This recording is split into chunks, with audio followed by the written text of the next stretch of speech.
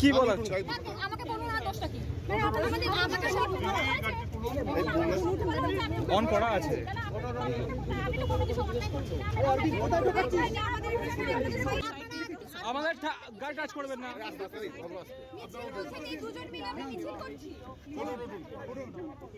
আমরা মাত্র দুজন মিছিল করছি আমরা মেট্রো স্টেশন থেকে নেমে দাঁড়িয়েছি আপনারা উঠুন না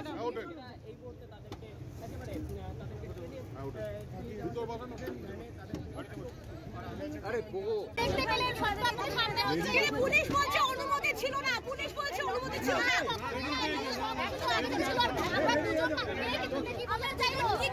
আমরা দুজনে কোথায় নিয়ে যাচ্ছে আপনাদের কোথায় নিয়ে যাচ্ছে আমাদের জোর করে তোলা হয়েছে আপনাদের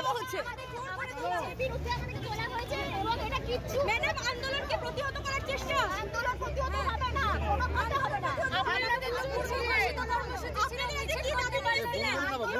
বঙ্গুলো কোথায় কি দাবি নিয়েছিলেন আমরা কিচ্ছু দাবি না আমরা শুধুমাত্র আমাদের প্রতিবাদ জানাতে এসেছিলাম সেখানে দুটো মেয়েকে দেখে একা ভয় লাগছে কিছু জিজ্ঞাসা করলো পুলিশ কি কিছু জিজ্ঞাসা করলো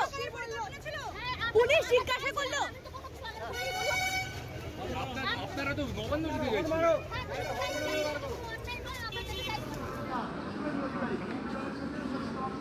আপনারা কেন কলকাতা পুলিশ কেন এখানে কলকাতা পুলিশ কেন এখানে কলকাতা পুলিশ কেন এখানে কেন এখানে আপনারা কলকাতা পুলিশ কেন পারমিশন দেখার আরপিএফ কই আরপিএফ গুলাম আপনারা কি করছেন কলকাতা পুলিশ আপনারা Kolkata police high high high high high Kolkata police high high high high high Mamata police high high high high high এই রেল স্টেশনে শিক্ষকদের মারলে কেন জবাব চাই জবাব চাই জবাব দাও এই রেল স্টেশনে শিক্ষকদের মারলে কেন জবাব চাই জবাব দাও জবাব চাই জবাব দাও Mamata police high high high high high high rail স্টেশনে কলকাতা পুলিশ কেন জবাব চাই জবাব দাও জবাব চাই জবাব দাও শেষের মধ্য থেকে কলকাতা পুলিশ যার নাম মমতা পুলিশ যেটা করছে শিক্ষকদের সঙ্গে আমরা সেটা দেখে নিজেদের ঠিক রাখতে পারি আমরা ডিআরএম এর কাছ থেকে জানিয়ে 1 ঘন্টা আগে জানিয়ে এখানে এসেছি তাতে আমরা এখানে পরিষ্কার জানতে চেয়েছি 1 নম্বর যে কলকাতা পুলিশ থেকে রেলকে কমিউনিকেট করা হয়েছিল কিনা উনি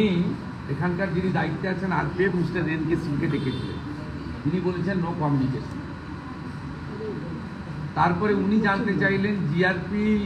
লোকেরা অ্যাকশনে ছিল না কলকাতা পুলিশ ছিল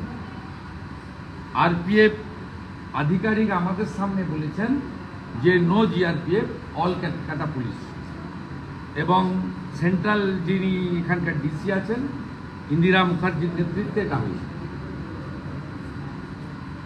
খুব ক্লিয়ার যে উনি পরিষ্কারভাবে ডিআরএম বলেছেন যে আমার রেলের প্রিমিসেস অর্থাৎ সেন্ট্রাল গভর্নমেন্টের প্রিমিসেসের মধ্যে কলকাতা পুলিশ এক ঢুকতে পারে না দ্বিতীয় হচ্ছে জিআরপিকে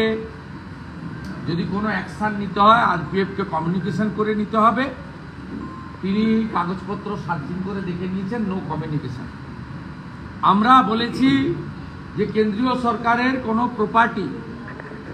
সেখানে দাঁড়িয়ে শিক্ষকদের উপরে তাদের যৌক্তিক আন্দোলনের উপরে অত্যাচার করা যাবে না আমি ওনার কাছে বলেছি আপনি রিপোর্ট আনান কলকাতা পুলিশ মানে মমতা পুলিশ মনোজ বর্মার পুলিশ তার বিরুদ্ধে ব্যবস্থা নিন এবং আমরা দেখতে চাই আপনার মিডিয়া সেল থেকে পিআরও থেকে অ্যাকশন টেকেন রিপোর্ট পাবলিকের কাছে এসেছে কেন্দ্রের কোনো প্রতিষ্ঠান জায়গা শিক্ষক শিক্ষাকর্মীদের যৌক্তিক আন্দোলনে মমতা পুলিশকে অত্যাচারের জন্য ব্যবহার করতে দেওয়া হবে না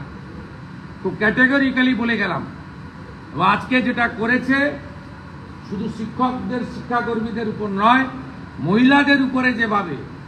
পুরুষ পুলিশ দিয়ে ধাক্কা দেওয়া হয়েছে টানাটানি করা হয়েছে হিচড়ে তোলা হয়েছে এর প্রতিবাদ আমাদের থাকলো এবং আমরা রেলকে বলেছি ব্যবস্থা নিতে হবে ব্যবস্থা কমিট করেছেন আমি দেখতে চাই ব্যবস্থা যদি